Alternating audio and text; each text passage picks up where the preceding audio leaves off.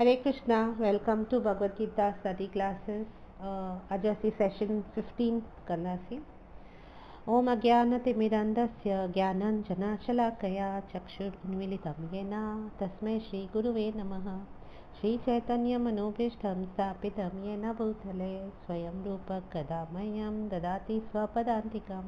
वन्देऽहं श्रीगुरो श्रीयुतपदकमलं श्रीगुरो वैष्णवांश्च श्रीरूपं साग्रजातं सहगण रघुनाथान्वितं तं सजीवं साद्वैतं सावधूतं परिजनसहितं कृष्णचैतन्यदेवं श्रीराधाकृष्णपादां सहगण ललिता श्रीविशाखावितांश्च। हे कृष्ण करुणा सिंधु दीनबंधु जगतपते गोपेशा गोपिका कांता राधा कांता नमोस्तुते। तप्त कांचन गौरंगी राधे वृंदावनेश्वरी वृषभानुसुते देवी प्रणमामि हरिप्रिये। वाञ्छाकल्पतरुभ्यश्च कृपा सिंधुभ्य एव च पतितानां पावनेभ्यो वैष्णवेभ्यो नमो नमः। जय श्री कृष्ण चैतन्य प्रभु नित्यानंद श्री अद्वैत गदाधर श्रीवासादि गौरभक्तवृंदा। हरे कृष्णा कृष्णा कृष्णा हरे हरे, हरे राम राम राम हरे हरे। ओम नमो भगवते वासुदेवाय। ओम नमो भगवते वासुदेवाय। ओम नमो भगवते वासुदेवाय। So text 2.40 नेहाभिक्रमनाशोऽस्ति प्रत्यवायो न विद्यते स्वाल्पम् अपि अस्य धर्मस्य त्रायते महतो भयात्। इस प्रयास में न तो हानि होती है न ही हास, अपितु इस पथ पर की गई अल्प प्रगति भी महान भय से रक्षा कर सकती है। तो जियां कि असां लास्ट क्लास में ॾिठोसीं निष्काम कर्मयोग छा आहे त उहो बिगिनिंग फेज़ ऑफ भक्ति है। बिगिनिंग फेज़ ऑफ भक्ति कीअं आहे, छो की लाइ हिते माण्हू पंहिंजे कर्म फल सां आसक्ति कोन रखंदा आहिनि। सकाम कर्मयोग में हुनखे फल खपंदा आहिनि कि मां शास्त्रनि अनुसार कर्म कंदसि, पर थोरा फ्रूट्स मां रखंदसि, थोरा फ्रूट्स भॻवान खे ॾींदसि, 100% मां कोन ॾींदसि, बिकॉज़ मूंखे बि त कुझु खपे। त उहो थींदो आहे सकाम कर्मयोग। निष्काम कर्मयोग थींदो आहे जॾहिं कुझु बि फ्रूट्स में असीं अटैचमेंट न रखूं, 100% असीं भॻवान खे विच में रखी करे कमु करूं कि भई जेको बि आहे असीं पंहिंजो कर्म करूं पिया, फ्रूट्स सां असांखे को मतिलबु कोन्हे। त जॾहिं इहा भावना सां कमु कयो वेंदो आहे या हू फ्रूट्स भॻवान खे अर्पण आहिनि, इहो सोचे करे कमु कयो वेंदो आहे, त इनखे निष्काम कर्मयोग चइबो आहे। पर हिन में बि हिकिड़ो स्वार्थ हूंदो आहे। स्वार्थ इहो हूंदो आहे निष्काम कर्मयोग में कि इंसान कंदो उहो आहे जेको हुनखे पसंदि हूंदो आहे, जेको हुनखे वणंदो आहे। माना हुनजो जेको साइकोफिजिकल नेचर थींदो आहे उनजे हिसाब सां ई उहो कमु कंदो आहे। ईअं न कि माना जेको ज़रूरी आहे उहो कोन कंदसि, जेको मूंखे वणंदो मां उहो ई कंदसि, भले पोइ मां 100% फ्रूट्स ॾेई छॾां। त इन करे पर बिकॉज़ हू निष्काम तरीक़े सां कर्म करे थो, अटैचमेंट नथो रखे फ्रूट्स सां, त इन करे हू कर्म बंधन में कोन फसंदो आहे। निष्काम कर्मयोगी कर्म बंधन में कान फसंदो आहे। त छा थींदो आहे न, अगरि केरु अटैच्ड आहे न फ्रूट्स सां, त जेको बि सक्सेस आहे, फेलियर आहे, लाभ हानि, दुख सुख सभु हुनखे अफेक्ट कंदो आहे। ऐं बिकॉज़ हुनखे अफेक्ट कंदो आहे त हुनजो फोकस ख़राबु थी वेंदो आहे। ऐं अगरि हुनजो फोकस ख़राबु थी वियो त हू सफलता सां कार्य बि कोन करे सघंदो ऐं हू बंधन में बि फसी वेंदो आहे। इन करे जॾहिं निष्काम तरीक़े सां माण्हू कमु कंदो आहे त हुनखे कर्म बंधन कोन लॻंदो आहे। बिकॉज़ अगरि फ्रूट्स सोचे करे कमु कबो त भॻवानु चवंदो वठो, फ्रूट्स सोचे कमु कयव त वठो, सुख जा फ्रूट्स बि वठो, दुख जा फ्रूट्स बि वठो, हर तरह जा फ्रूट्स भोगो। पर निष्काम कर्मयोगी इहो कोन कंदो आहे। पर हा, जीअं हिकिड़ो ड्रॉबैक आहे, हू पंहिंजे पसंदि सां कमु कंदो आहे। इन जो हिकिड़ो नंढिड़ो एग्ज़ाम्पल आहे। हिकु दफ़ो टेम्पल में हिकिड़ी माई दर्शन लाइ बीठी हुई, माना दर्शन पे कई भॻवान जो। त हिकिड़े ब्रह्मचारी डुक पाए आयो, ॻोल्हियईं पे मिड़ई कुझु हेल्प खपंदी हुअसि, त हुन माई वटि ई अची पहुतो। त चईसि माता जी अंदरि किचन में न थोरो आलू छिलण लाइ माण्हू खपनि, अॼु लंगर आहे त ॾाढो माण्हू घटि आया आहिनि सेवा लाइ, त प्लीज़ तव्हां अची करे थोरो सेवा करियो, थोरो आलू अची छिलो। त चईसि तोखे ख़बर आहे मां केरु आहियां, मां हर महीने टेम्पल में ₹1,00,000 डोनेशन ॾींदी आहियां, तूं मूंखे आलू छिलण लाइ पियो चई। त हाणे हिते असांखे सम्झणो आहे कि सेवा त सेवा आहे, कहिड़ी बि सेवा कजे, पोइ भले डोनेशन ॾिजे या आलू छिलजे, भॻवान जे मंदिर में अगरि तव्हां सेवा कई त सेवा ई आहे। पर अगरि हुन में तव्हां डिफ्रेंशिएट करो था कि हीअ मूंखे वणे थी ऐं इन करे मां इहा ई सेवा कंदसि ऐं हू मूंखे नथी वणे, त तव्हां निष्काम कर्म योगी आहियो, पर तव्हां कमु ईअं पिया करो कि भले तव्हां सुठो कमु पिया करो पर तव्हां पंहिंजे पसंदि सां पिया करो, त उनखे चइबो आहे निष्काम कर्म योगी, जेको फ्रूट्स में कोन अटैच हूंदो आहे पर हू कमु पंहिंजे ई पसंदि सां कंदो आहे। त इहो असां लास्ट क्लास में ॾिठोसीं।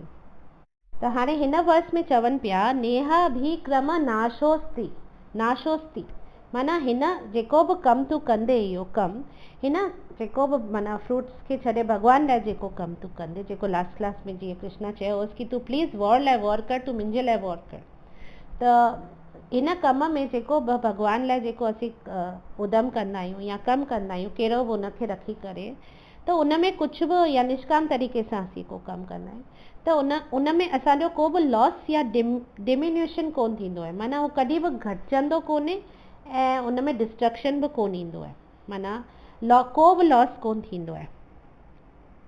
नेभा भिक्रमो नाशोस्ति प्रत्यावायो न विद्यते स्वअल्पम अपि अस्य धर्मस्य, माना स्वअल्पम माना हिन में हिन रस्ते में थोरो बि एडवांसमेंट जेको थींदो आहे, त्रायते महतो भयात्, माना थोरो बि एडवांसमेंट असांखे वॾे में वॾे भय सां कहिड़ो बि डेंजरस भय सां असांखे बचाए सघे थो, थोरो बि एडवांसमेंट हिन रस्ते ते। त इहो ईअं सम्झबो त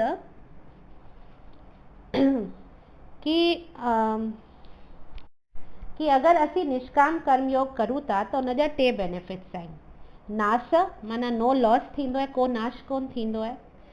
प्रत्यावाय माना कुझु बि घटिजंदो कोन, माना उन में कॾहिं पुठियां कोन वेंदासीं, हमेशह अॻियां ई वधंदासीं। ऐं त्रायतो महतो भयात् माना protection from the greatest fear. इहो टे बेनिफिट्स थींदा अगरि असीं निष्काम कर्मयोग खे फॉलो कंदासीं। चाहे ऐं प्लस बोनस ॿियो इहो आहे कि असांखे ॿियो जन्म जेको मिलंदो उहो लोअर स्पीशीज़ में कोन मिलंदो, माना इन चक्कर मां निकिरण जो असांजो एलिवेशन थींदो आहे, एलिवेशन थींदो माना मथे ते वेंदासीं, ऐं जेतिरो मथे ते वेंदासीं ओतिरो असांखे चांसिस वधीक आहिनि कि असीं हिन संसार जे चक्कर मां निकिरी सघूं, बिकॉज चवनि था न ही पथ ते जेको हलंदो आहे उनजो कुझु बि लॉस या डिम्यूनेशन कोन थींदो, त माना एडवांसमेंट इटर्नली आहे। इनखे हाणे अगरि मां इलेबोरेटली तव्हांखे सम्झायां त हिन श्लोक जो मतिलबु इहो आहे कि जीअं चइबो आहे न in the game of chess वज़ीर ऐं राजा सभु साॻे बॉक्स में ई वेंदा आहिनि, लास्ट में पोइ वज़ीर हुजे या राजा हुजे हू गोटियूं सभु हिकिड़े ई बॉक्स में न बंदि कंदा आहियूं। त राजा या रंक जी लॉ ऑफ डेथ जेको आहे मृत्यु, उहो सभिनी लाइ साॻी आहे, ठीकु है, ऐं सभु उन टाइम ते सभु ज़ीरो थी वेंदा आहिनि, पोइ भले हू राजा हुजे या रंक हुजे। हाणे बिल गेट्स इहो नथो चई सघे जॾहिं हुनजी मृत्यु थी वञे थी या ॿिए जन्म में, हू इहो क्लेम नथो करे सघे भई मूं अॻे जन्म में हेतिरो कुझु कयो, हेतिरो कुझु कमायो, मां वर्ल्ड जो रिचेस्ट माण्हू बि थी वियो हुउसि, हाणे मूंखे नेक्स्ट लाइफ में अपस्केल ॾे भई, त उहो नथो क्लेम करे सघे, because at death every one becomes zero. त ही थींदो आहे material life, it ends all our endeavours in frustration. जेको बि असां मटीरियली हिन जीवन में कमायो आहे, जोड़ियो आहे, कुझु बि असीं गॾु खणी नथा वञी सघूं, माना वापसि असीं ज़ीरो थी वेंदासीं मृत्यु जे टाइम ते। पर जेको असीं कृष्णा कॉन्शियसनेस में कंदा आहियूं, कृष्णा कॉन्शियसनेस माना भक्ति योग, निष्काम तरीक़े सां असीं जॾहिं कर्म कंदा आहियूं त भॻवान खे अर्पण कंदा आहियूं या भॻवान खे पंहिंजी लाइफ जो सेंटर ठाहे करे उन जे इंस्ट्रक्शन अनुसार असीं कर्म कंदा आहियूं, त उहो जेको बि एक्टिविटीज़ असीं उन लाइन ते कंदा आहियूं त उहो थोरो हिकिड़ो स्लाइड डिपॉज़िट जो बि इटर्नल बैलेंस थींदो आहे।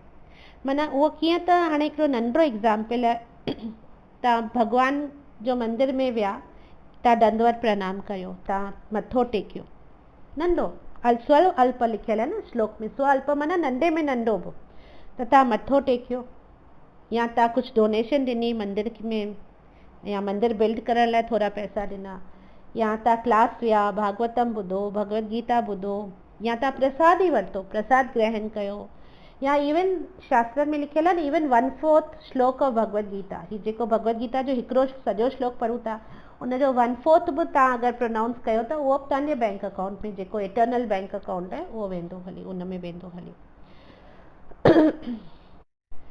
त तव्हां थोरो बि कुझु बि कयो न, भॻवान जी लीलाऊं ॿुधियूं, या ही क्लास ई तई ॿुधो पिया त ही भॻवान तव्हां इहो कलाकु कढी भॻवान खे टाइम ॾियो पिया न पंहिंजो, त तव्हां इहो बि हिकिड़ी तपस्या आहे न। तव्हां कलाकु कढी करे ही भगवत गीता जे मथां, कृष्ण जे मथां जेके 4 ॻाल्हियूं ॿुधो पिया, त इहो बि हिकिड़ी तरह जी तपस्या आहे, इहो बि तव्हां भॻवान लाइ करो पिया, त इहो ई सही। त कुझु बि तई करो पिया न भॻवान, जेतिरो थोरो में थोरो बि तई करो था न, त उनजो कॾहिं नाश कोन थींदो। इहो तव्हांजो परमानेंट बैंक अकाउंट जेको अथव उहो जन्मनि जे लाइ हमेशह लाइ तव्हांजे अकाउंट में उहो जमा पियो थिए, उनजो कॾहिं नाश कोन थींदो आहे। ऐं 100% गैरेंटीड आहे, जेको माण्हू इहो सभु करे थो उनजो नेक्स्ट लाइफ ह्यूमन बर्थ थींदी, माना गैरेंटीड आहे। जेको बि भॻवान जे रस्ते ते थोरो कुझु बि करे थो न, भॻवान खे सेंटर में रखी करे, या भॻवान जो कुझु बि XYZ कहिड़ी बि ॻाल्हि करे थो, त हू 100% हुनजी ह्यूमन लाइफ गैरेंटीड आहे। बिकॉज हुन थोरो कुझु हींअर कयो आहे, हाणे हुनखे प्रोसीड करण लाइ, अॻियां एडवांस करण लाइ हुनखे भॻवान मौक़ो ज़रूरु ॾींदो। पर मटीरियल एजुकेशन जेको बि असीं हिते कुझु बि गैदर कंदा आहियूं, पोइ भले कहिड़ो बि कुझु बि हुजे, उहो असांजो उनजो नाश त गैरेंटीड आहे। जीअं अॼु केरु डॉक्टर थो थिए, हेतिरी पढ़ाई थो करे, पर कंहिं कारण सां हू नथो कंप्लीट करे सघे पढ़ाई, माना सम्झो हुनखे कुझु, हुनखे डॉक्टर थियण ते दिलि आहे, हुनजे लाइ ॾाढो कोशिशि बि कई आहे, एडमिशन बि वरिती आहे, पर कुझु अहिड़ो फैमिली प्रॉब्लम जे करे या कहिड़े कारण जे करे हुनजी डॉक्टर जी पढ़ाई अध में छुटी थी वञे। त हाणे तव्हां हुनखे डॉक्टर सॾु कंदा छा? न, हुनखे तव्हां डॉक्टर नथा करे सघो। न को हुनखे न को तव्हां हुनखे डॉक्टर हींअर सॾु कंदा, ऐं न को ॿिए जन्म में हुनखे कंटिन्यूएशन मिलंदो, भई तो हेसि ताईं डॉक्टर जी पढ़ाई पूरी करे छॾी हुई, हाणे अॻियां खां तो 2 साल कया हुआ, हाणे 3 साल खां वठी तूं 3rd ईयर खां वठी तोखे मौक़ो मिलंदो पढ़ण लाइ। इहो कोन थींदो आहे। जेको बि असां हिते जमा कयो आहे, पोइ हिन लाइफ हुजे या नेक्स्ट लाइफ हुजे, उहो ख़तमु, दी एंड हुनजो थियणो ई आहे, और हुन में ऐं उहो रिटेन कोन कंदा आहियूं असीं। पर ही भक्ति अगरि तव्हांजी, सपोज़ तव्हां 20% हिन लाइफ में कई, 20% भक्ति तव्हां हिन लाइफ में कई, त ॿिए लाइफ में 21% खां तव्हांजो स्टार्ट थींदी भक्ति। ही हिते कृष्णा उहो चवण जी कोशिशि कनि पिया। अॼु असीं कोन ॾिसंदा आहियूं नंढा नंढा ॿार, अञा साल जा, 1.5 साल जा, 2 साल जा ॿार हूंदा आहिनि, श्लोक भॼन ईअं ॻाईंदा आहिनि, ईअं ॻाल्हाईंदा आहिनि जीअं त उन्हनि खे सभु कुझु ख़बर आहे पहिरीं खां ई। त ही सभु पास्ट लाइफ भक्त हूंदा आहिनि, जिन खे शुरू खां ई पोइ उहो कृष्णा उन्हनि खे उहा यादि विझी छॾंदो आहे, बिकॉज उन्हनि जो लॉस कोन थींदो न, जेको बि हुननि जमा कयो हो पहिरें जन्म में। त ईअं थींदो आहे। या हिकिड़ो ॿियो एग्ज़ाम्पल ॾिसिजे, अॼु हिकिड़ी फैक्ट्री आहे, कंहिंजी फैक्ट्री केरु ठाराए पियो कि मां ही फैक्ट्री ठाराईंदसि ऐं हुन मां हेतिरो कमाईंदसि, त प्रोडक्शन कंदसि ऐं हेतिरो मुंहिंजे मां इंडस्ट्रियलिस्ट वॾो ठहंदसि। पर हू फैक्ट्री जो कमु कंहिं कारण सां अध में ई हू फैक्ट्री रुकिजी थी वञे, त बिकॉज हू कंप्लीट कोन थी फैक्ट्री, त छा हू जेके फ्रूट्स हुआ उहो माण्हू छा इंजॉय करे सघंदो? न, बिकॉज हुन फैक्ट्री जॾहिं कंप्लीट करे हा, पोइ वरी उनखे प्रोडक्शन में हलाए हा, पोइ वॾी इंडस्ट्री सेटअप करे हा, हिक खां पोइ ॿिए, तंहिंखां पोइ हुनखे फ्रूट्स मिलनि हा। पर हींअर हुनजी फैक्ट्री अञा ठही पई त अध में हुनजी बंदि थी वई, त पोइ हुनखे कुझु बि फ्रूट्स कोन मिलंदा। पर भक्ति में ईअं कोन्हे, तव्हां भले थोरो कुझु बि कयो न, उहो तव्हांजो, उनखे बि तव्हांखे इंजॉय करण जो फुल मौक़ो मिलंदो, प्लस उतां खां तव्हां कंटिन्यू कंदा। त हिते कृष्णा ॿुधाइनि पिया कि कुझु लॉस कोन थींदो तव्हांजो, कुझु लॉस कोन थींदो, ऐं प्रत्यवायस बि कोन थींदो, साइड इफेक्ट्स बि कोन थींदा। ईअं त जीअं त हाणे कृष्ण भक्ति में, बिकॉज जीअं तव्हां ॾिसो, अॼु इंद्र गोवर्धन लीला जिन खे ख़बर आहे, त गोवर्धन लीला में कीअं हो कि इंद्र जी हू पूजा कंदा हुआ न, नंद गांव में जेके सभु हुआ, त हू हर साल गोवर्धन जी पूजा, इंद्र जी पूजा कंदा हुआ। ऐं इंद्र हिकिड़े साल कृष्णा उन्हनि खे चयो कि इंद्र जी न करे तव्हां गोवर्धन जी पूजा करियो, त हुननि उहो साल गोवर्धन जी पूजा कई, त इंद्र खे गुस्सो अची वियो ऐं हुन एतिरी बारिश कई जो 7 ॾींहंनि ताईं बारिश बरसाई, सॼो तहस नहस करे छॾियो उहो गांव गुस्से में। त ईअं थींदा आहियूं जॾहिं असीं ॿियनि जी पूजाऊं कंदा आहियूं या भक्ति त ख़ैर सिर्फ़ु कृष्ण जी ई थींदी आहे, त कंहिंजे लाइ तव्हां कुझु प्रेडिक्ट नथा करे सघो। तव्हां हेतिरो सॼी ज़िंदगी भले शेवा करियो, पर हू तिर बि ॻाल्हि मां तव्हां मां रुष्ट थी विया त तव्हांखे हुनजो साइड इफेक्ट भोगण जो थी सघे थो। पर भक्ति अहिड़ी शइ आहे, कृष्ण भक्ति अहिड़ी शइ आहे कि तव्हां हुन में थोरो बि कुझु कयो न, त तव्हांखे उनजे उहो ई भॻवानु ॾिसंदा आहिनि। माना जीअं कोन चवंदा आहिनि कि अगरि तव्हां 100 मिस्टेक्स बि कयूं हुजनि पर तव्हां हिकिड़ो सुठो कमु कयो हुजे त कृष्णा सिर्फ़ु उहो हिकिड़ो सुठो कमु ग्रहण कंदा, हू 100 खे हू इग्नोर करे छॾंदा, रिजेक्ट करे छॾंदा। त ईअं थींदो आहे। त भक्ति में ईअं आहे, तव्हां कुझु बि माइन्यूट नंढे में नंढो कमु बि कयो न, उहो तव्हांजो परमानेंट बैंक अकाउंट में हमेशह लाइ उहो सेटअप थी वेंदो। ऐं अल्प माना स्वअल्प माना तमामु थोरो सो बि, उन सां बि तव्हांजी रक्षा थी सघे थी। अॼु ॾिसो अजामिल जी कथा मूं तव्हांखे ॿुधाई, हू 25 साल हुन ब्राह्मण हो, हुन सभु कुझु कयो, पर जॾहिं विच में पोइ 60 साले ताईं हू त डाकू जहिड़ी ज़िंदगी जीअं, पर तॾहिं बि मृत्यु जे टाइम ते भॻवानु हुनखे जेको हुन 25 साल में कयो हो उहा ॻाल्हि जो फल हुनखे ॾिनो न, हुनखे यमदूतनि खां बचायो न।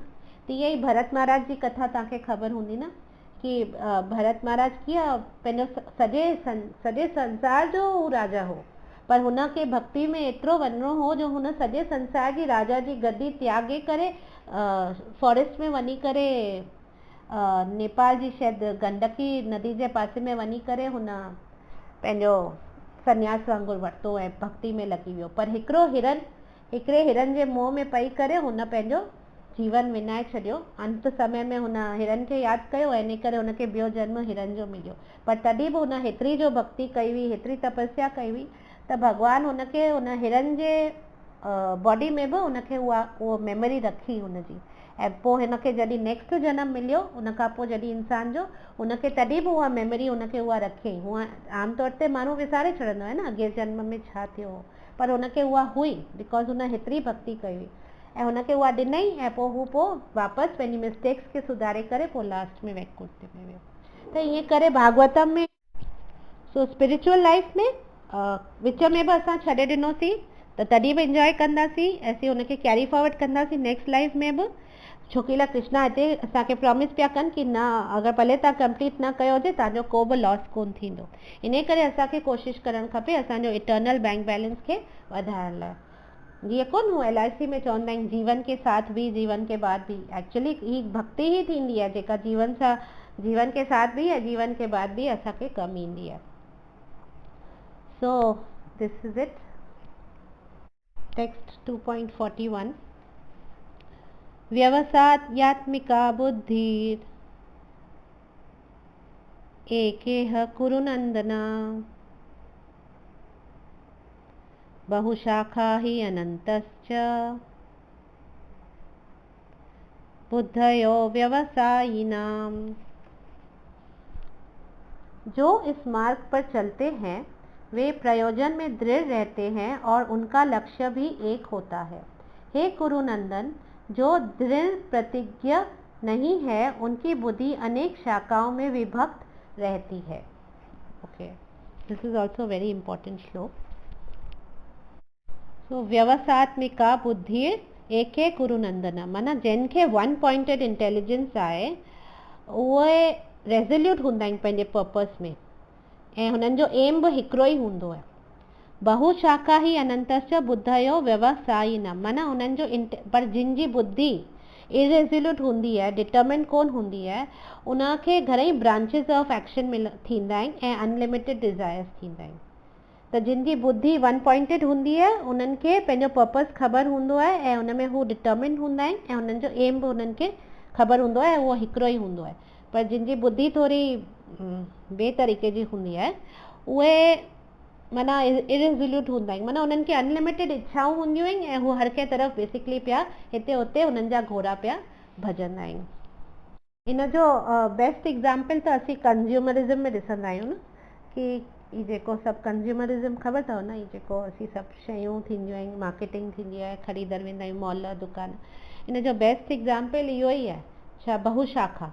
अॼु छा थींदो आहे कंज्यूमरिज़म जी डेफिनेशन छा थींदी आहे? You buy things that you don't need to impress people that you hate with the money that you don't have.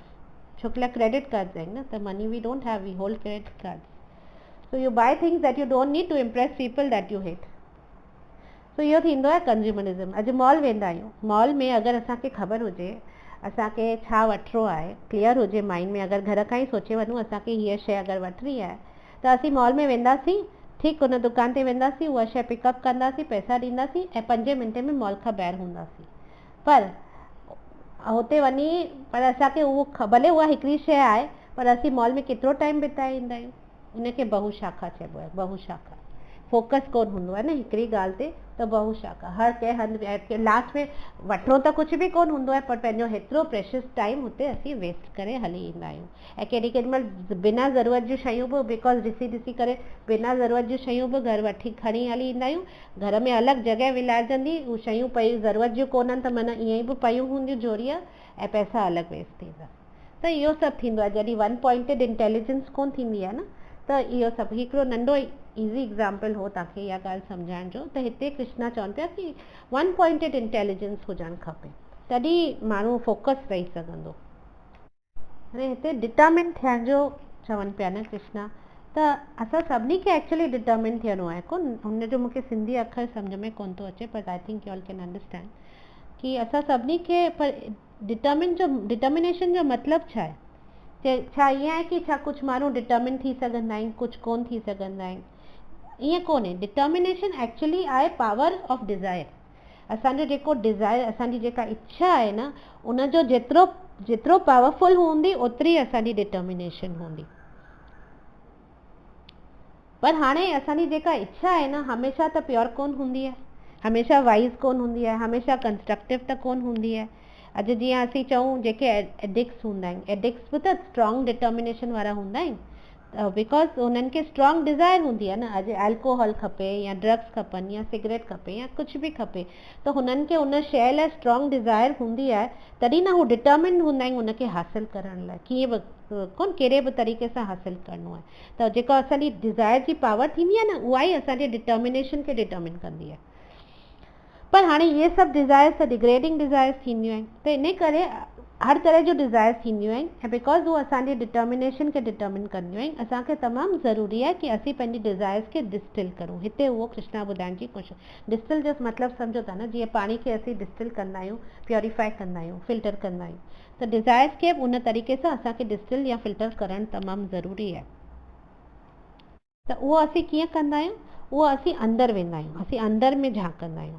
जॾहिं असीं अगरि पंहिंजी डिज़ायर खे प्योरीफाई करणु चाहींदासीं न, त असीं छा कंदासीं? प्रोसेस उहो अंदरि वञिणो पवंदो।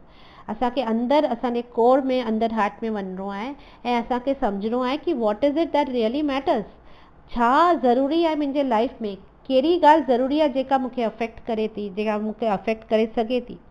तो उहा कहिड़ी शइ आहे जेका मूंखे डीपली सेटिस्फाई करे सघे थी? कहिड़ी शइ आहे जेका मूंखे एक्चुअली मूंखे खपे, ऐं मुंहिंजे मां जेको आहियां, मां आत्मा जेको आहियां, जेको मूंखे ज़रूरी आहे, जेको मूंखे खपे, जेको मुंहिंजी लाइफ खे मीनिंग ॾेई सघे थो, उहो एक्चुअली छा आहे?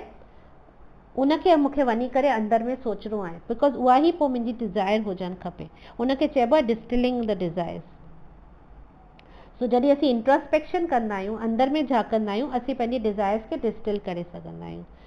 जीअं चइजे कि असांखे अर्ज थो थिए कि फेसबुक पेज खोलूं घड़ी घड़ी, या लेटेस्ट मूवी ॾिसूं, या घड़ी घड़ी व्हाट्सएप खोलूं, माना अञा 2 मिंट पहिरीं ॾिठो आहे, वरी 2 मिंट में वरी वापसि खोले ॾिसां, त इहे अर्जिस ई न थींदियूं आहिनि।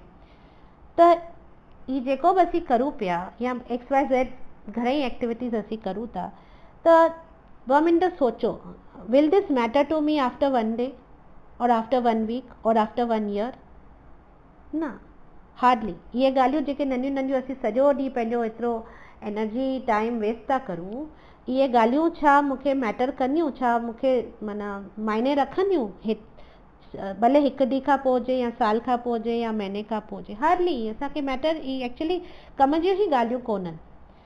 पर मां कुझु अहिड़ो करां जेको मूंखे मैटर करे हींअर बि, जेको मूंखे माने छा चइबो आहे, माना मीनिंगफुल हुजे अॼु बि ऐं अॻियां फ्यूचर बि। इहो असांखे अंदरि में वञी सोचिणो आहे। मां अहिड़ो छा करां जेको अॼु बि मायने रखे थो ऐं अॻियां हली बि हू मायने रखंदो। त इहो थींदो आहे असांजी पोइ उहा डिज़ायर कढी उनखे उन ते डायरेक्ट करणु, इनखे चइबो आहे। सो हिते कृष्णा जेको हिन श्लोक में चवनि पिया, व्यवसात्मिका बुद्धि एके कुरु नंदन, माना 1 पॉइंटेड डिज़ायर रखो। 1 पॉइंटेड डिज़ायर रखंदा न, सॉरी वन पॉइंटेड इंटेलिजेंस रखो। त जॾहिं वन पॉइंटेड इंटेलिजेंस रखंदा न त पोइ छा थींदो, असांजी जेका डायरेक्शन असांखे वाइज़ मिलंदा, जेके सही डायरेक्शन मिलंदा ऐं असीं उन बहुशाखा खां बची पवंदासीं। जीअं नेक्स्ट लाइन में चवनि था न बहुशाखा ही अनंतश्च, असीं बहुशाखा खां बची पवंदा। बिकॉज अगरि बहुशाखा में असांजी डिज़ायर्स वेंदियूं न, हर कंहिं हंधि भॼंदियूं न, त पोइ असीं कॾहिं बि डिटर्मिन कोन थी सघंदासीं, असीं कॾहिं बि को रेज़ोल्यूशन कोन खणी सघंदासीं, असीं स्ट्रॉन्ग कोन थी सघंदासीं, असांजी लाइफ खे को पर्पस कोन हूंदो। इन करे तमामु ज़रूरी आहे पंहिंजे इंटेलिजेंस खे वन पॉइंटेड रखणु। त इन करे असांखे सम्झणो आहे कि बेसिकली डिटर्मिनेशन छा आहे। डिटर्मिनेशन सिंपली डिज़ायर ई आहे। त उन डिज़ायर्स खे इन करे डिज़ायर्स खे असांखे डिस्टिल करिणो आहे, अंदरि ताईं वञिणो आहे। जेका मोस्ट मीनिंगफुल डिज़ायर हुजे उनखे असांखे फोकस करिणो आहे। ऐं हिते भगवत गीता असांखे सम्झाए थी कि जेको असांजो डीपेस्ट डिज़ायर आहे आत्मा जो, उहो आहे the deepest desire of the soul is to link with the whole. माना आत्मा जो इहो ई डिज़ायर आहे कि हू भगवान सां जुड़े, प्रेम में जुड़े, विथ इटर्नल लव। माना हू भगवान सां प्रेम में जुड़े ऐं हू इन तरीक़े सां कर्म करे, एक्ट करे कि हू एक्सप्रेस करे कि हू उन सां केतिरो प्यार कंदी आहे। त इहो थींदो आहे मीनिंगफुल सर्विस में एंगेज करणु। जॾहिं आत्मा परमात्मा लाइ सभु कुझु कंदी आहे न, तॾहिं उहो थींदो आहे एक्चुअल में। बिकॉज आत्मा जी डिज़ायर उहा ई आहे, परमात्मा जी सेवा करणु। त चवंदा आहिनि न जीवेर स्वरूप होए नित्यर कृष्णदास। त जीव जो स्वरूप ई एक्चुअली उहो ई आहे। त इन करे जॾहिं स्वरूप ई उहो ई आहे त हुनजी इच्छा बि उहा ई हुअण वारी आहे न। त पोइ उहा इच्छा आहे ऐं अगरि उन इच्छा जे हिसाब सां अगरि हू कर्म करे थी त हू हमेशह संतुष्ट रहंदी। त जॾहिं असीं भॻवान सां कनेक्ट कंदासीं त असांजी डिटर्मिनेशन न, उहो भगवान जी दया सां हू स्ट्रॉन्ग थींदी वेंदी। ऐं बिकॉज असीं स्ट्रॉन्ग डिटर्मिनेशन वारा थी वेंदासीं न, त हू असांखे हेल्प कंदी बेटर चॉइसिस करण में, जीअं असीं पंहिंजी लाइफ खे एनरिच करे सघूं, एलिवेट करे सघूं ऐं पाण खे मुक्त करे सघूं। Text 2.42 and 43। याम इमाम पुष्पितं वाचम प्रवदन्ति अविपश्चितः वेदवादरतः पाठ नान्यद् अस्तीति वादिनः कामात्मानः स्वर्गपरा जन्म कर्म फलप्रदाम् क्रिया विशेष बहुलां भोगैश्वर्य गतिं प्रति। जो अर्थ है, अल्प ज्ञानी मनुष्य वेदों के उन अलंकारित शब्दों के प्रति अत्यधिक आसक्त रहते हैं जो स्वर्ग की प्राप्ति, अच्छे जन्म, शक्ति इत्यादि के लिए विविध सकाम कर्म करने की संतुष्टि करते हैं। इंद्रिय तृप्ति तथा ऐश्वर्यमय जीवन की अभिलाषा के कारण वे कहते हैं कि इससे बढ़कर और कुछ नहीं है। त हिते फर्स्ट टाइम कृष्णा मेंशन कनि था वेदन खे, वेदास खे। अर्जुन खे ॿुधाइनि था वेदन जे बारे में। अर्जुन खे ॿुधाइनि था कि हुनखे ही जेको कर्मकांड मेंटेलिटी आहे न, कर्मकांड मेंटेलिटी छा कि वेदन खे यूज़ करे यज्ञ करण ऐं देवी देवताउनि खे प्रसन्न करण या टेम्पररी फ्रूट्स वठण, जीअं पुट या हेल्थ या पावर या वेल्थ या लंबी उमिरि या स्वर्ग, ही सभु जेके माण्हू पूजाऊं पाठ रिचुअल्स करे ही सभु हासिल करण जी कोशिशि कंदा आहिनि, इन सभिनी खे तूं छॾे ॾे। हाणे ताईं चवंदा थोरो टाइम पहिरीं त कृष्णा अर्जुन खे चयो पे कि तूं अगरि विरंदे त तोखे स्वर्ग मिलंदो ऐं तूं ईअं इन करे विर या छा। त असांखे सम्झणो आहे कि हिकु हिकु ॾाकण करे हू कृष्णा चरनि पिया। पहिरीं उहो उन लेवल ते अर्जुन खे सम्झायूं ऐं एनकरेज कयूं। हाणे उनखे चवनि पिया कि हाणे ही सभु ॻाल्हियूं तूं छॾे ॾे, हाणे तूं इवन स्वर्ग वर्ग जूं ॻाल्हियूं बि छॾ, उनजे बारे में बि कुझु न सोच। हाणे कृष्णा हुनखे बुद्धि योग जे लेवल ते वठी पिया अचनि आस्ते आस्ते। त हाणे हिते असांखे सम्झणो आहे कि जेके 4 अखर हिते मेंशन कयल आहिनि इन ॿिनि श्लोकनि में, अविपाश्चितः वेदवादरतः काम आत्मनः ऐं स्वर्गपरा, इन जो मतिलबु आहे अविपाश्चित जो मतिलबु आहे जिन जी लिमिटेड बुद्धि हूंदी आहे, लिमिटेड अंडरस्टैंडिंग हूंदी आहे। अविपाश्चितः माना अल्प बुद्धि, लिमिटेड बुद्धि। वेदवादरतः माना वेदवादरतः माना जेके शास्त्रनि जे जेको वेदनि में जेके अहिड़ा सुहिणा सुहिणा श्लोक ऐं अखर आहिनि न, ऐं फ्लावरी इन करे चवंदा आहिनि छोकी लाइ हू प्रॉमिस कंदा आहिनि, सुठा फ्रूट्स प्रॉमिस कंदा आहिनि न। वेदनि में लिखियल आहे न, श्लोकनि में सुहिणे नमूने लिखियल हूंदो आहे, अगरि तव्हां ही यज्ञ कंदा त तव्हांखे ही फल मिलंदो, त इन करे उनखे फ्लावरी चयो वेंदो आहे। त वेदवतः रहतः माना flowery language of the Vedas. ऐं काम आत्मनः माना जिन माण्हुनि खे सेंशुअल प्लेजर माना पंहिंजे इंद्रिय तृप्ति जे लाइ कामना हूंदी आहे, उनखे काम आत्मनः चइबो आहे। ऐं स्वर्ग पराह माना माण्हू जेके एम कंदा आहिनि स्वर्ग खे हासिल करण लाइ। त भॻवान हिते चवनि पिया कि ही 4 टाइप जा माण्हू कॾहिं बि निष्काम कर्मयोग नथा करे सघनि। हाणे वेद त हेतिरा वॾा आहिनि, वेदनि खे फॉलो करण वारा माण्हू त तमामु सुठा सही हुअणु खपनि न, पर हिते कृष्णा ॿुधाइनि पिया कि ही 4 टाइप्स जा माण्हू जेके flowery words of the Vedas सां अटैच्ड आहिनि, जिन जी बुद्धि घटि आहे, जिन खे इंद्रिय तृप्ति वणे थी ॾाढी, ऐं जेके स्वर्ग बि चाहिनि था, उहे कॾहिं बि निष्काम कर्मयोगी नथा ठही सघनि। सो हिते असांखे सम्झणो आहे कि वेदास जेके आहिनि न, वेदास में घणेई सेक्शन्स थींदा आहिनि ऐं घणेई सेक्शन्स थींदा आहिनि ऐं अलॻि अलॻि हुन में ॿुधायो वेंदो आहे कि तव्हां ही कर्म कंदा त तव्हांखे ही फल मिलंदा, सुठा फल, ऑफकोर्स सुठा कर्म सुठा फल, त इहो सॼो हुन में ॿुधायो हूंदो आहे। पर 99% वेदास जेके थींदा आहिनि न, उहे कर्मकांड थींदा आहिनि। कर्मकांड माना इहो ई सभु जेको ॿुधायो हूंदो आहे कि ही कमु करियो त तव्हांखे ही फल मिलंदो, सभु सुठो सुठो हूंदो आहे। त 99% वेदास में ही कर्मकांड हूंदो आहे कि enjoy now and later on enjoy in heaven, माना हींअर एंजॉय करियो, तव्हांखे धन मिलंदो, सुठो वाइफ मिलंदो, सुठो हस्बैंड मिलंदो, सुठो ही करियो हू करियो, माना बेसिकली एंजॉय नाउ ऑल्सो, ऐं अॻियां हली तव्हांखे स्वर्ग बि मिलंदो। सो बेसिकली जेको ही 99% कर्मकांड सेक्शन ऑफ द वेदास आहे, it is like you know having goodness without God, इहा आइडिया आहे बेसिकली। त जेके माण्हू इन flowery section of the Vedas खे फॉलो था कनि रुगो, त उनखे चइबो आहे गुडनेस विदाउट गॉड, माना असांखे मॉरेलिटी खपे पर स्पिरिचुअलिटी न खपे। असीं सुठा थींदासीं, सुठा माण्हू थींदासीं, सुठी तरह सां सभु कुझु कंदासीं, पर असांखे भॻवान जो भक्ति न खपे। त जीअं कोन चइबो आहे ऑनेस्टी अमंग थीव्स, अहिड़ो कमु थी वियो न। त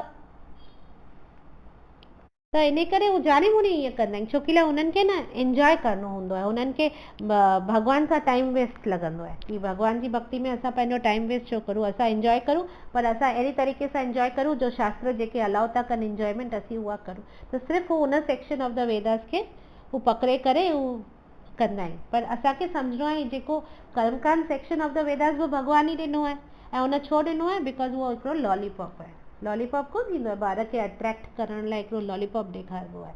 त भॻवान जेको वेदास जो जेको इहो कर्मकांड सेक्शन आहे, इहो बेसिकली माण्हुनि खे जेके माॻई कुझु बि कोन था कनि, जानवरनि वांगुरु ज़िंदगी जीअनि पिया न, उन्हनि खे अट्रैक्ट करण लाइ कि तव्हां एटलीस्ट डिजो थोरो कि तव्हां जे तरीक़े सां कर्म करो पिया, तव्हांखे ॾाढो भोगणो पवंदो, पर एटलीस्ट तव्हां हिन तरीक़े सां थोरो कमु कंदा त तव्हांखे जेको कुझु खपे सभु मिलंदो, पर अगरि तव्हां हिन तरीक़े सां कंदा त तव्हांखे पाप कोन लॻंदो।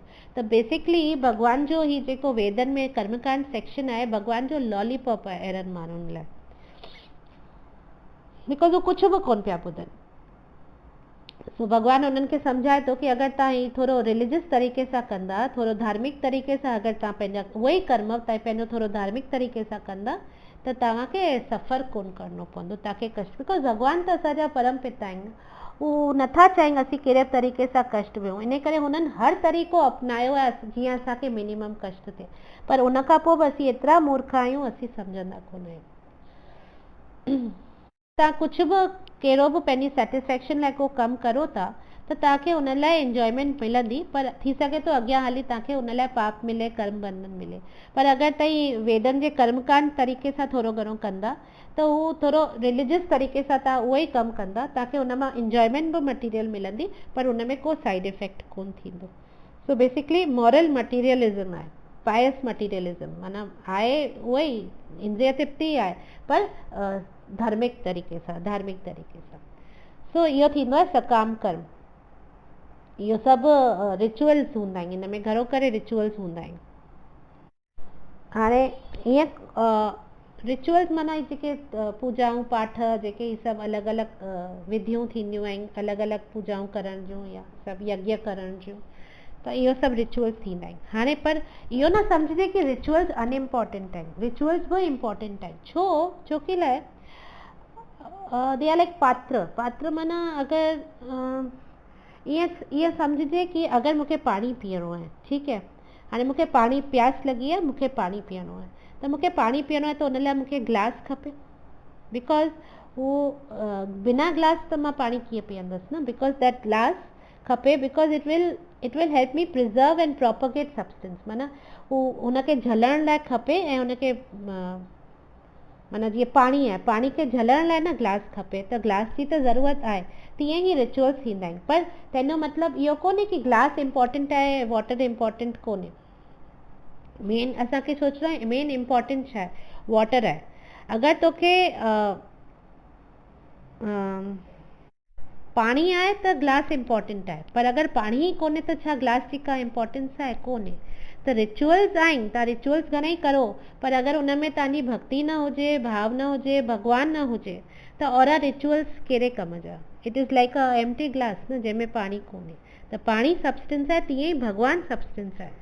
अगरि रिचुअल्स असांखे ऑफकोर्स हेल्प कंदा आहिनि भॻवान सां कनेक्ट करण में, असांखे एक्सप्रेस करण में, असांजे जेके भाव आहिनि असीं रिचुअल्स जे थ्रू ई एक्सप्रेस कंदा आहियूं। अॼु भॻवान खे सनानु कराईंदा आहियूं, अभिषेक कंदा आहियूं, गुल चाढ़ंदा आहियूं, कुझु बि कंदा आहियूं, सभु रिचुअल्स आहिनि एक्चुअली।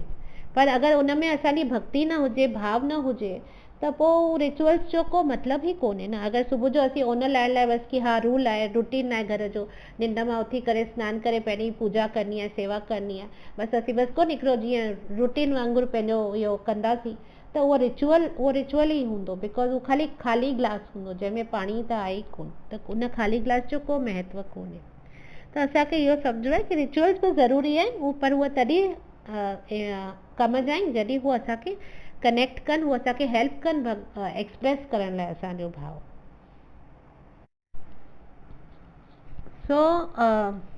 त माण्हू छा आहे न, इन कर्मकांड सेक्शन में ई बसि गुम थी रहिजी वेंदा आहिनि, उहो ई खणी करे हलंदा थींदा आहिनि। एक्चुअली वेदास में कर्मकांड आहे, पोइ ज्ञान कांड आहे, उपासना कांड आहे। ओसि ताईं उपासना कांड ताईं माना भॻवान जी भक्ति ताईं त हू माण्हू पहुचंदा ई कोन्हनि, हू उते जानी मुनी निहारंदा ई कोन्हनि, बिकॉज़ उन्हनि खे टाइम कोन वेस्ट करिणो आहे न पंहिंजो, उन्हनि खे पंहिंजो मज़ो खपे, मस्ती खपे, ऐश खपे, त इन करे हू उपासना कांड ताईं वेंदा ई कोन्हनि। त भॻवानु इहो लॉलीपॉप ॾिनो आहे, जीअं घटि में घटि माण्हू एटलीस्ट शास्त्रनि ताईं त पहुचनि, एटलीस्ट कुझु ॾिसी करे अचनि, शास्त्रनि ताईं अचनि, पोइ जीअं जीअं अगरि हू शास्त्रनि खे ध्यान सां पढ़णु शुरू कंदा, पोइ भले हू स्टार्टिंग में रिचुअल्स कनि, पोइ अॻियां हली हू हुननि जी जीअं जीअं उन्हनि खे ख़बर पवंदो भॻवान जे बारे में ऐं भक्ति जे बारे में, त पोइ मे बी हायर लेवल्स ताईं पहुची करे हू भक्ति करे सघंदा, बिकॉज़ वेदनि में जेको हायर लेवल्स आहिनि उहो भक्ति ई ॾेखारनि था न। हू शुरू में स्वार्थ जो रस्तो आहे वेदनि में, पोइ अॻियां हली हू निस्वार्थ जो रस्तो थी वेंदो आहे। त ईअं हिकिड़ो प्रोग्रेस थींदी आहे वेदनि में। पर माण्हू उहो ई इंसान त उहो ई आहे न, जेको हुनखे ईज़ी लॻंदो, जेको हुनखे फ़ाइदेमंद लॻंदो, बसि हू ओतिरो ई खणी करे हलंदो थो थी वञे कि ठीकु आहे, एटलीस्ट मां हीअ त करां पियो, एटलीस्ट मां पूजा त करां पियो, एटलीस्ट मां सुबुह जो उथी हिकिड़ी आरती त करां पियो। पोइ भले हुन ओम जय जगदीश में यादि बि न हुजे जगदीश केरु आहे, पर मां कंदो त आहियां, मां रोज़ु आरती कंदी त आहियां। त ईअं आहे सॼो। त असांखे इहो सम्झणो आहे कि असांखे स्वार्थ खां निस्वार्थ ते वञिणो आहे। त हिते भॻवानु ॿुधाइनि पिया कि वेदनि जे जेको ही फ्लावरी वर्ड्स आहिनि, जेको ही प्रॉमिस थो करे लॉलीपॉप्स, इन्हनि खां असांखे मथे उथिणो आहे। ऐं जेको इन्हनि में अट्रैक्ट थियनि था उहे अल्प बुद्धि वारा आहिनि, अल्प ज्ञानी वारा आहिनि, उहो हिते भॻवानु। त अहिड़ा माण्हू जेके बि आहिनि, इहे पोइ निष्काम कॾहिं बि निष्काम योग कर्मयोग कोन करे सघंदा आहिनि। टेक्स्ट 2.44 भोगैश्वर्य प्रसक्तानां तया परिता चेतसां व्यवसात्मिका बुद्धि समाधौ न विधित्यते।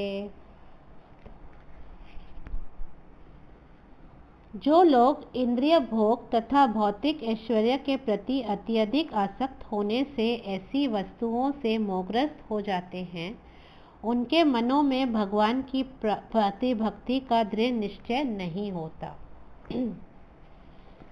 सो भोग ऐश्वर्य प्रसक्ता नाम तया पार्थ चेतसाम, माना जेके भोग ऐश्वर्य सां तमामु अटैच्ड आहिनि, भोग सां ऐं ऐश्वर्य सां, उन सां हू मोहग्रस्त थी वेंदा आहिनि। माना उन्हनि जी जेका बुद्धि हूंदी आहे, उन्हनि जी जेको अंदरि आत्मा हूंदी आहे, मन हूंदो आहे, उहो काम ऐं लोभ सां माना भरिजी वेंदी आहे।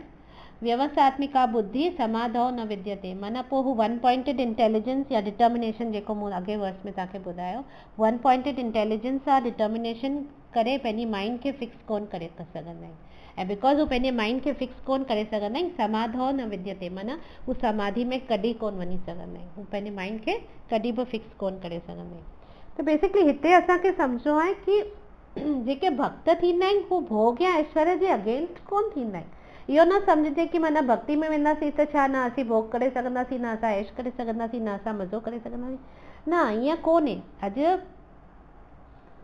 U can be the king of the world, no problem, माना राजा बि थी सघे, राजा खे छा कोन भोग ऐं ऐश्वर्य मिलंदा आहिनि, सभु कुझु हूंदो आहे, त राजा थी सघे थो, पर मोहग्रस्त कोन थींदो। ऐं अहिड़ा एग्ज़ाम्पल्स आहिनि शास्त्रनि में। अॼु ध्रुव राजा हो, प्रहलाद राजा हो, अम्बरीश महाराज केतिरो वॾो राजा हो, पर हू पंहिंजे हुननि जो वन पॉइंटेड जेको व्यवसात्मिका बुद्धि हुई, उहा भगवान में लीन हुई। उन्हनि खे ख़बर हो कि कृष्णा ही असांजो मेन फोकस आहे, ऐं उनखे हू सेंटर में रखी करे पंहिंजो सभु कुझु कंदा हुआ।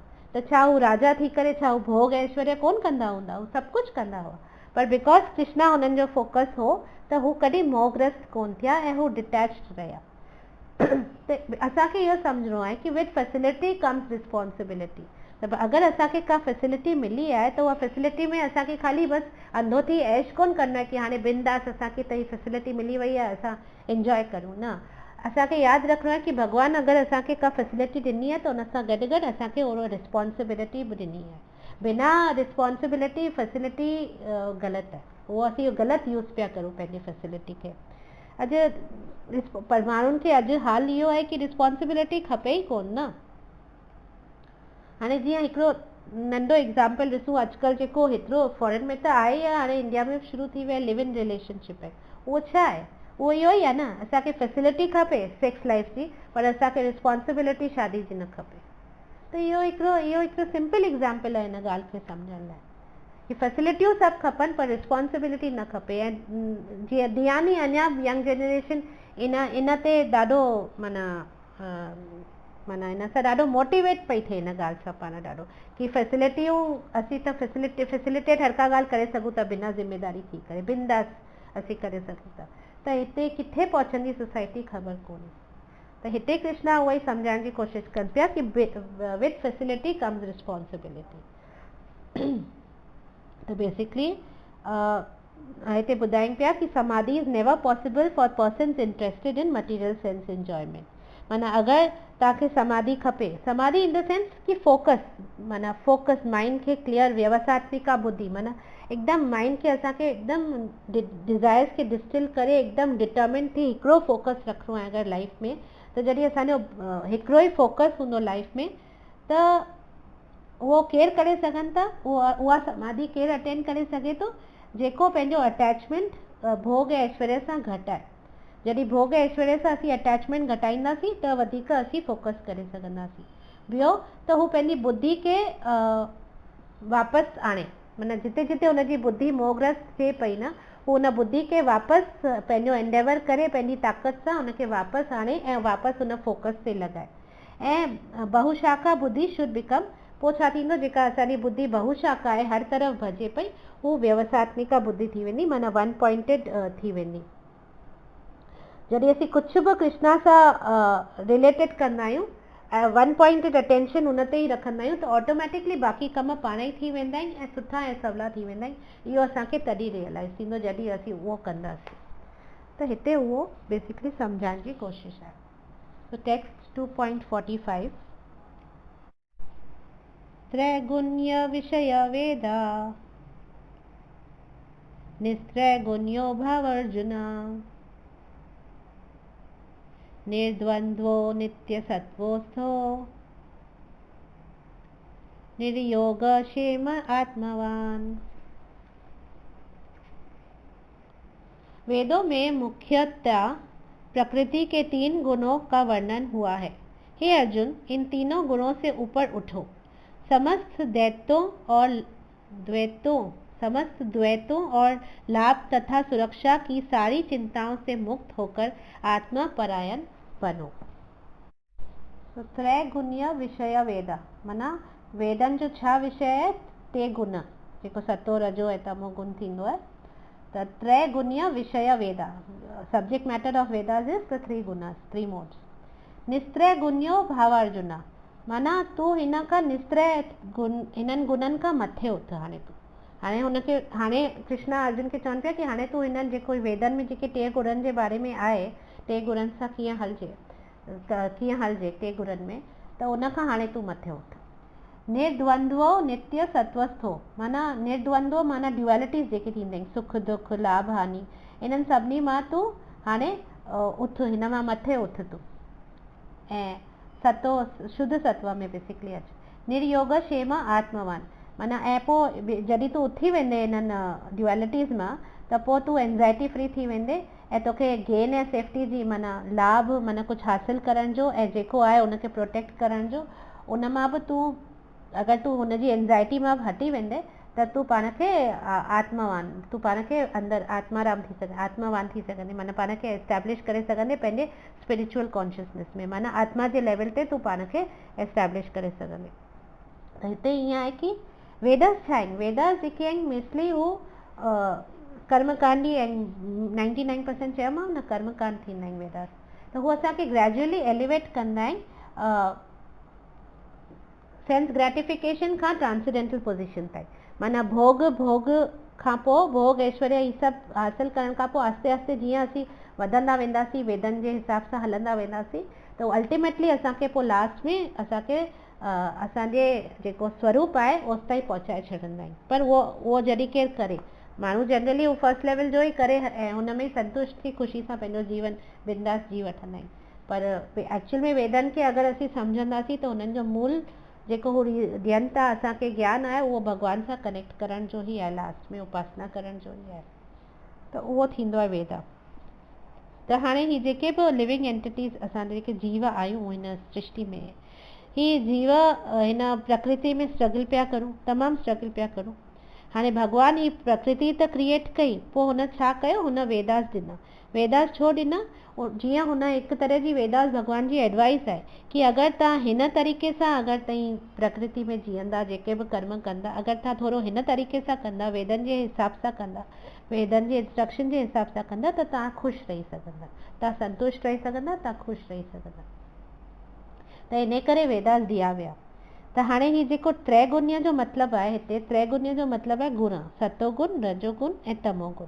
हाणे वेदा असांखे सेखारींदा आहिनि कि जेके तमोगुण में आहिनि उन्हनि में छा कहिड़े तरीक़े सां हू संतुष्ट ऐं सुखी रही सघनि था। जेके रजोगुण में आहिनि जेके सतोगुण में आहिनि त बेसिकली हर कैटेगरी हर गुण माना वेदनि में हर तरह जो आहे। इवन तमोगुणी बि ॾिसंदा सतोगुणी जीअं यज्ञ ही सभु थींदा आहिनि तीअं ई हर कंहिं तरीक़े जो जेको माण्हू अॼु असीं जीव आहियूं कंहिं न कंहिं गुण में त स्थित आहियूं। कंहिंमें सतोगुण आहे कंहिंमें रजोगुण आहे कंहिंमें तमोगुण आहे पर उहो रेशियो मटिजंदो रहंदो आहे सिचुएशन जे हिसाब सां या डे टू डे बेसिस ते।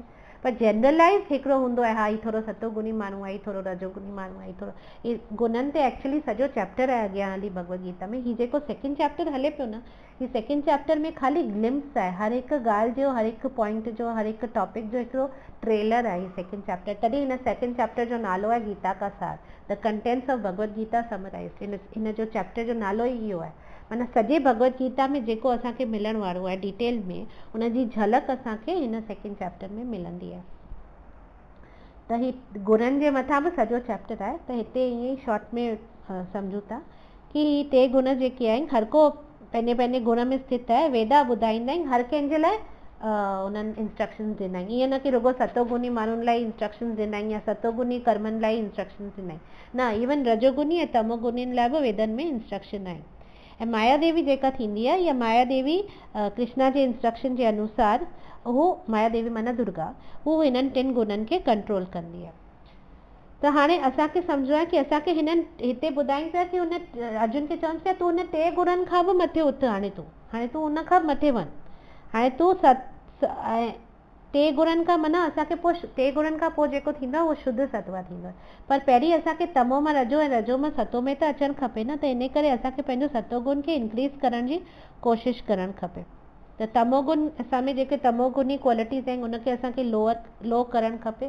रजोगुनी माना असांखे जेको पैशन आहे कुझु करण जो, हासिलु करण जो, उनखे थोरो पोस्टपोन करणु खपे। बिकॉज रोके कुझु बि कोन सघंदा आहियूं असीं, पंहिंजी इच्छाउनि खे रोके कोन सघंदा, असीं डाइवर्ट करे सघूं था पर असीं पंहिंजी इच्छाउनि खे रोके कोन सघंदा, असां में ओतिरी शक्ति कोन्हे जो असीं पंहिंजे बलबूते ते पंहिंजे पाण खे कंट्रोल करे सघूं। त इन करे पोस्टपोन कजे उहा इच्छा, उहा डिज़ायर, ऐं पोइ सतोगुण खे जेतिरो थी सघे वधाइण जी कोशिशि कजे पाण में। त हाणे जेसि ताईं ही जेको शरीर आहे, जेको बॉडी आहे असांखे, त जेसि ताईं ही शरीर थींदी त एक्शन ऐं रिएक्शन थींदा कहिड़े हिसाब सां, गुणनि जे हिसाब सां। केॾी महिल असीं तमोगुण में बिहेव कंदासीं, केॾी महिल असीं रजोगुनी कमु कंदासीं, केॾी महिल असीं सतोगुनी कमु कंदासीं। त इहो त चक्कर हलंदो ई रहंदो, ई गुणनि जो प्रभाव असांजे मथां हमेशह ई हूंदो जेसि ताईं, बिकॉज माया ई गुणनि सां असांखे कंट्रोल कंदी आहे न, त उहो त हलंदो ई रहंदो। असांखे सम्झणो आहे कि इन्हनि गुणनि जे हिसाब सां जेके असीं कर्म करूं था असांखे उन जा रिएक्शन्स बि फेस करना आहिनि। पर कृष्णा हिते छा पिया ॿुधाइनि अर्जुन खे, तूं टॉलरेट कर, टॉलरेट हिननि द्वंद्वनि खे तूं टॉलरेट कर। द्वंद्व छा, ख़ुशी गम, गर्मी सर्दी, ही सभु जीअं अलॻि अलॻि ड्युअलिटीज़ थींदा आहिनि, इन्हनि खे असांखे टॉलरेट करिणो आहे। जॾहिं असीं टॉलरेट कंदासीं न त असीं हुननि एंज़ाइटी मां फ्री थी वेंदासीं कि हिन मां गेन छा आहे या लॉस छा आहे। त जॾहिं असीं हू एंज़ाइटी मां फ्री थी वेंदासीं पोइ असीं हू जेको ट्रांसडेंटल पोज़ीशन आहे, आत्मावान जेको चवनि पिया न, निरोग्य क्षेम आत्मावान, तॾहिं तूं हू पोज़ीशन अटेन करे सघंदे, तूं आत्मा जे लेवल ते अची सघंदे। ही बिकॉज ही बॉडी आहे, बॉडी गुणनि जे इन्फ्लुएंस में आहे, गुणनि जे इन्फ्लुएंस में हू जेको कमु करे थी त उनजे हिसाब सां उनखे सुख दुख लाभ हानि सभु कुझु भोगणो थो पए। पर अगरि तूं हुनखे टॉलरेट कंदे त तूं उनखां, जॾहिं टॉलरेट कबो, न दुख सां फ़र्क़ु पवंदो न सुख सां फ़र्क़ु पवंदो, त पोइ असीं आत्मा जे लेवल ते सम्झो पाण खे पहुचाइण जी कोशिशि करूं पिया, असीं सतोगुनी थी करे आत्मा जे लेवल ते पहुचण जी कोशिशि करूं पिया। हाणे हिते असांखे लास्ट लाइन में 2 अखर सम्झंदा आहियूं, निरोग्य क्षेम आत्मावान। निरोग्य क्षेम माना निर्योग ऐं क्षेम। हाणे योग जो मतिलबु आहे जेको असांखे कोन्हे उनखे हासिल करणु, अक्वायर करणु। क्षेम जो मतिलबु आहे प्रिज़र्व करणु, जेको असां वटि ऑलरेडी आहे उनखे असांखे प्रिज़र्व करणो आहे, उनखे बचाए रखिणो आहे। त हिते कृष्णा अर्जुन खे चवनि पिया निरोग क्षेम माना तूं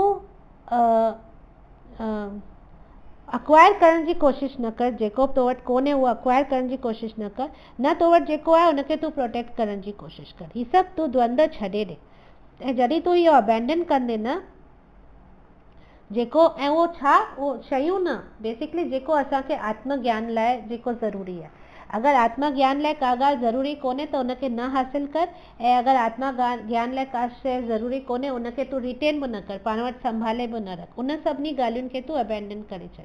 त जॾहिं तूं उहो अबैंडन करे छॾंदे न पोइ तूं पाण खे आत्मावान जे लेवल ते स्थापित करे सघंदे, ऐं तॾहिं तूं पाण खे आत्मावान सॾु बि करे सघंदे। त इहो बेसिकली कृष्णा हिते ॿुधाईंदा। ऐं इहो कॾहिं थींदो आहे जॾहिं असीं भक्ति कंदा आहियूं, बिकॉज भक्ति जेको आहे न, भक्ति 3 गुणनि खां मथे आहे। भक्ति कहिड़े गुण में कोन ईंदी अथव, छो कि जॾहिं इंसान भक्ति योग कंदो आहे न हू 3 गुणनि खां पार थी वेंदो आहे।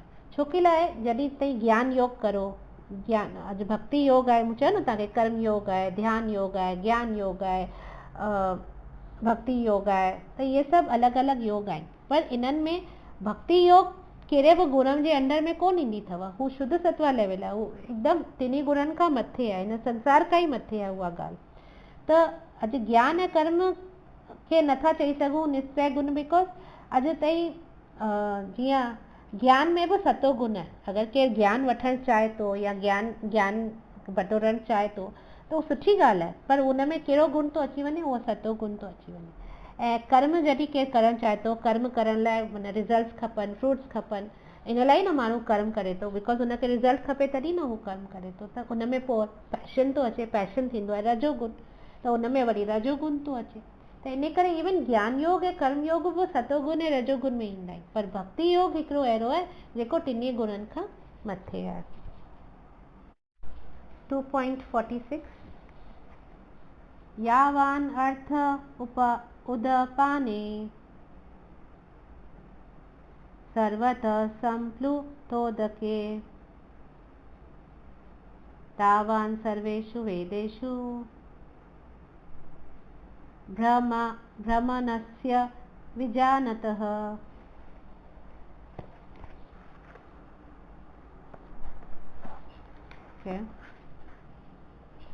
एक छोटे से कूप का सारा कार्य एक विशाल जलाशय से तुरंत पूरा हो जाता है। इसी प्रकार वेदों के आंतरिक तात्पर्य जानने वाले को उनके सारे प्रयोजन सिद्ध हो जाते हैं। तो हिते ॿुधाइनि पिया कृष्णा कि जीअं अॼु गांव में अलॻि अलॻि कुआं थींदा आहिनि न, कुझु कुआं जानवरनि खे सफ़ा करण लाइ थींदा आहिनि, कुझु कुआं बासणनि मलण लाइ थींदा आहिनि, कुझु कुआं पाणी पीअण लाइ थींदा आहिनि, कुझु कुआं कपिड़ा धोइण लाइ थींदा आहिनि। पर अगरि नदी बहे पई त सभु कमु हिकिड़े ई टाइम ते हिकिड़े ई हंधि थी वेंदो आहे, बिकॉज़ नदी जो पाणी त फ्रेश वाटर ईंदो रहंदो आहे न, त सभु कमु उन नदी में ई थी वेंदो आहे, अलॻि अलॻि कुएं वटि वञण जी ज़रूरत कोन पवंदी आहे। तीअं ई वेदनि में अलॻि अलॻि सेक्शंस आहिनि न, कर्मकांड, ज्ञान कांड, उपासना कांड, सभु कुझु अलॻि अलॻि आहिनि। त अॼु कहिड़े जीव खे अलॻि अलॻि सेक्शन वटि वञण जी ज़रूरत ई कोन्हे वेदनि जी, अगरि हू भक्ति करे थो त। अगरि हू भक्ति करे थो त हुनजी इच्छाऊं बि पूरियूं थी वेंदियूं ऐं हुनखे मोक्ष बि प्राप्त थी वेंदो ऐं हुनखे सभु कुझु मिली वेंदो। भक्ति हिकिड़ो जलाशय सां कंपेयर कयो वियो आहे, जीअं हिकिड़ी बहंदी नदी खे कंपेयर कयो। भक्ति कुओं कोन्हे, ही सभु अलॻि अलॻि जेके सेक्शंस आहिनि वेदनि में, इहे कुआं आहिनि नंढा नंढा। पर अगरि असीं भक्ति कंदासीं त सभु कुझु असांजो सभु कुझु कवर थी वेंदो। So you don't have to go to different wells. त इन करे हू चवंदा आहिनि कि रिजर्वायर ऑफ भक्ति में अचो। शास्त्रनि जो कंक्लूजन इहो आहे कि तव्हां इन रिजर्वायर में अचो। अॼु जीअं हिन जो हिकिड़ो ॿियो एग्ज़ाम्पल ॾिसिजे त ईअं आहे कि अगरि 2000 जो नोट आहे त 2000 जो नोट आहे त उन में सभु अची था वञनि न। अॼु लोअर डिनोमिनेशन जेके उन में 100 जो नोट बि अची थो वञे, उन में 500 जो नोट बि अची थो वञे, 10 जो नोट बि अची थो वञे, 20 जो नोट बि अची थो वञे। त सभु डिनोमिनेशन्स अलॻि अलॻि झंझट गैदर करण खां यको हिकिड़ो 2000 जो नोट हैंडल करणु वधीक ईज़ी थींदो आहे न। तीअं ई हिते शास्त्रनि में ईअं आहे कि अगरि हिकिड़ो ई शास्त्र असांखे कंप्लीट नॉलेज ॾिए थो, सभु कुझु ॾिए थो, त पोइ असांखे अलॻि अलॻि शास्त्रनि में वञण जी ज़रूरत कोन्हे, अलॻि अलॻि शास्त्रनि जे सेक्शन्स में वञण जी ज़रूरत कोन्हे। असांखे पंहिंजो टाइम वेस्ट करण जी ज़रूरत कोन्हे, असांखे पंहिंजी लाइफ खे कॉम्प्लिकेट करण जी ज़रूरत कोन्हे। त हिते बेसिकली असांखे सम्झणो आहे कि अगरि असीं भक्ति रूपी नदी में जॾहिं वञूं था, डुबकी लॻायूं था, त उन में जेके बि वेदनि में जेके बि रिचुअल्स लिखियल आहिनि, जेके बि पूजा पाठ, रिचुअल्स, यज्ञ, ऑस्टेरिटीज़ या जेके बि अलॻि अलॻि देवी देवताउनि जी पूजाऊं, माना जेको बि कुझु शास्त्रनि में लिखियल आहे न, ही कंदा त ही मिलंदो, हू कंदा त हू मिलंदो, हिन देवी देवता वटि वेंदा त ही मिलंदव, हुन देवी देवता वटि वेंदा त हू मिलंदो। ही सभु अहिड़े करे हज़ारे करोड़े अलॻि अलॻि तरीक़ा ॻाल्हियूं, वेदा त अनलिमिटेड आहिनि न। त हर हिकु असांजी इच्छा लाइ हिकु हिकु पूजा पाठ या रिचुअल या तपस्या लिखियल आहे, यज्ञ लिखियल आहे। त उहो सभु चवनि था अगरि तव्हां भक्ति में डुबकी लॻाईंदा त हू सभु तव्हांजो सम्झो सभु कुझु थी वियो, तव्हां सभु कुझु उहो करे छॾियो, तव्हां उहे सभु पूजाऊं बि करे छॾियूं, तव्हां उहे सभु पाठ बि करे छॾिया, तव्हां उहे सभु व्रत जप तप सभु करे छॾिया, अगरि तव्हां भक्ति करो था त जेको बि वेदनि में आहे अगरि उहो सभु तव्हांखे कवर करिणो आहे इन वन शॉट, ऐं तव्हांखे सम्झणो बि आहे कि अल्टीमेट मैसेज ऑफ वेदास छा आहे, त तव्हां भक्ति में डुबकी लॻायो त तव्हांजो उन गंगा में तव्हां डुबकी लॻाईंदा त तव्हांजो सभु पार थी वेंदो, तव्हांखे सभु कुझु कवर थी वेंदो, सभिनी जो फल मिली वेंदो। त हिते बि जीअं असीं ॾिसूं था कि वॉर लाइ त सभु रेडी थी विया आहिनि न, ॿई साइड्स वॉर लाइ युद्ध करण लाइ हिकदमि रेडी बीठा आहिनि, ऐं अर्जुना इन विच में चए थो मूंखे विञिणो ई कोन्हे, मां भई वॉर ई थो कैंसिल कराए। त कृष्णा छा कयो, कृष्णा जेको बि बेस्ट नॉलेज आहे सॼी शास्त्रनि जी, वेदनि जी, सॼे संसार में जेतिरो बि हुन अलॻि अलॻि युगनि में अलॻि अलॻि नॉलेज ॾिनी हुई, सभु कुझु खे हुन गैदर करे उन मां जेका रस कढी, उनजो अप्रोप्रिएट इंफॉर्मेशन कढी सभु सोर्सिस मां, उहो भगवद गीता जे रूप में अर्जुन खे ॾिनई। ऐं जीअं कि असां ॾिठो न, आदि शंकराचार्य छा चवंदा आहिनि न, सर्वो उपनिषद गाओ दुग्ध गोपाल नंदन पार्थो वत्स सुधीर भोक्ता दुग्धम गीता अमृतम महात। माना जेके उपनिषद आहिनि उहे गायुनि वांगुरु आहिनि ऐं एक्सपर्ट ग्वालो केरु आहे, उहो त गोपाल असांजो श्री कृष्ण आहे जेको नंद जो पुटु आहे। दोग्धा गोपाल नंदना माना ग्वालो जेको आहे उहो गोपाल नंदन आहे। ऐं पार्थ वस्ता सुधीर भोक्ता माना बछड़ो केरु आहे, बछड़ो अर्जुन आहे। ऐं हिते हिन बछड़े खे गीता रूप जो गीता जेको आहे इहो शास्त्रनि जो सार जेको आहे इहो खीर पान कराइनि पिया बेसिकली। ऐं ईअं आहे माना भगवत गीता। तो बेसिकली असांखे अगरि असीं हिते भगवत गीता जा इंस्ट्रक्शन्स फॉलो करूं था, भगवत गीता खे पढ़ूं था, सम्झूं था, त असां सम्झो सभु वेद सम्झी छॾिया, सभु कुझु सम्झी छॾियो आहे। अॻियां हली त असीं भगवत गीता में ॾिसंदासीं कृष्ण कीअं चवनि था न कि सभु कुझु मां ई आहियां, इवन वेद बि मां ई आहियां। So I think we can end here, कलाक थी वियो। So thank you very much. Hare Krishna.